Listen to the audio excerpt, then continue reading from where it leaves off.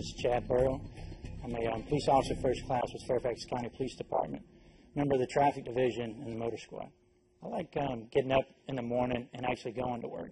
I've got a lot of friends who absolutely can't stand going to work. Myself, absolutely love it.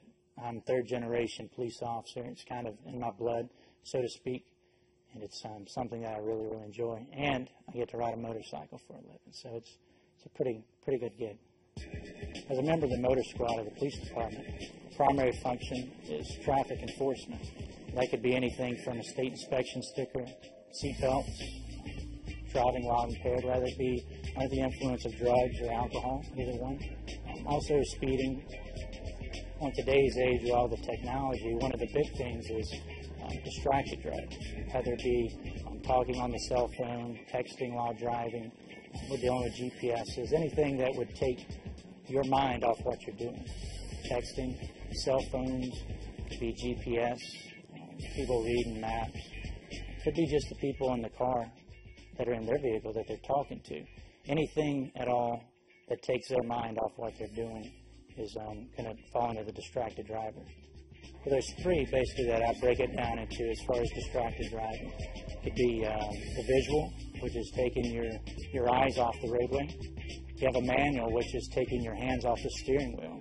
And a third one would be a cognitive, which is taking your mind off your task at hand, which should be driving. The thing about that, texting, which is a hot topic that we're talking about, has all three of those combined. So your eyes are off the road, your hands are off the steering wheel because you're texting, and your mind is thinking about something else. It's not in what you should be doing, concentrating on driving.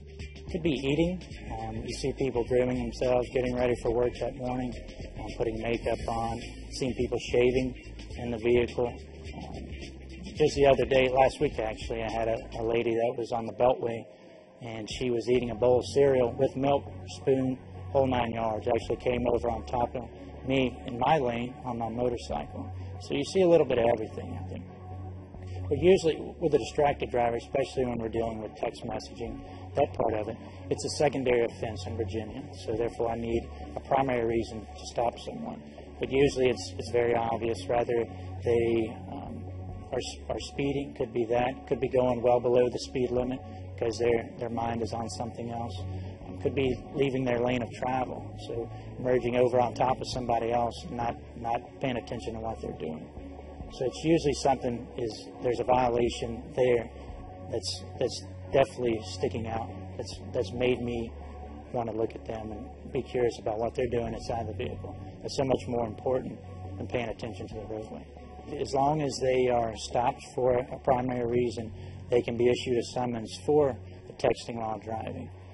I think the first offense is a $20 fine, and the second one and subsequent offenses are $50 each. It's something that we take very serious, not only as the motor squad, but the police department in general. And I think if you look on a nationwide level, it's something that hits home for a lot of people. In 2009, NHTSA put out there were 5,500 deaths associated with distracted driving. And to go along with the fatalities, there were 450,000 people who were injured in crashes and due to distracted driving. So it's something, there's a lot of people out there who have been touched by it, and one way or the other. So it's something that we're definitely trying to get a hold of, and hopefully by the enforcement that the squad puts out, we're able to get people to comply with that. That makes the roads safer out there for us all.